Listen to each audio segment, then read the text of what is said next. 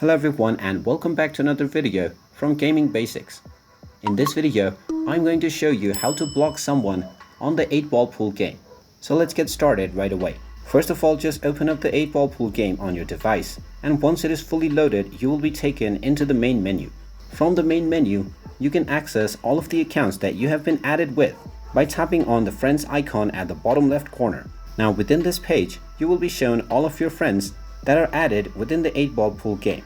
Now you can simply tap on any one of their profile and you can have a look at their profile page. From this page, simply tap on the 3 dots at the bottom left corner of their profile picture and you will find various options to report the user.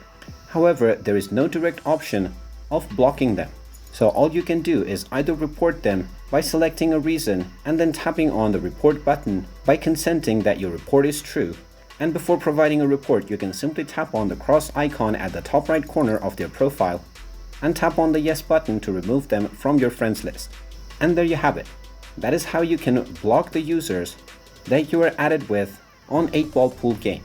If you find this video helpful, make sure you hit that like button and subscribe to our channel if you haven't done so already.